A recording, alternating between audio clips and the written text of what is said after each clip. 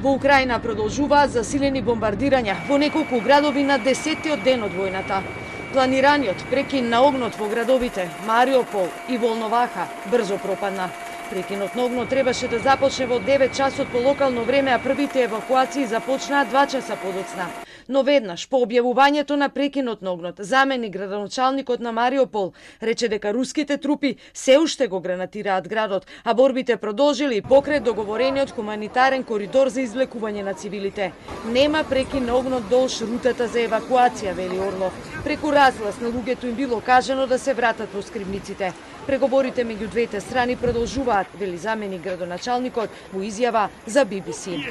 We understand that it was not true from Russian side and they continue to destroy Mariupol. We decided to move our citizens back because it's not safety to be on the streets. Мариупол, клучното јужно пристаниште на Азовското море со повеќе од 400.000 жители, со денови е под опсада на руските сили. Руското министерство за одбрана соопшти дека прекинот на огнот бил прекршен кога украинските, како што велат националисти, пукале врз нивните војници. Цивилите не ги користеле патиштата за бегство и ги обвини украинските власти дека ги спречуваат луѓето да си заминат. Сегодня, 5 марта, с 10 часов утра московского времени, российской стороной объявлен режим тишины и открыты гуманитарные коридоры для выхода мирных жителей из городов Мариуполя и Волновахи. Гуманитарные коридоры и маршруты выхода согласованы с украинской стороной. Во меѓувреме, голема е веројатноста Русија да опкодила 4 клучни градови – Харков, Чернихив, Суми и Мариупол, соопшти Министерството за одбрана на Велика Британија.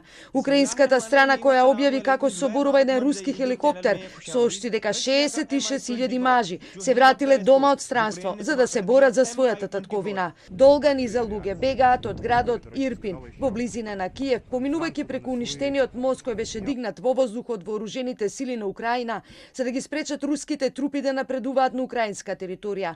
По гранатирањето на руските авиони гледката во околните места на Киев е апокалиптична. Вчера воно бахнуло тут прямо, бачите, целенаправлено.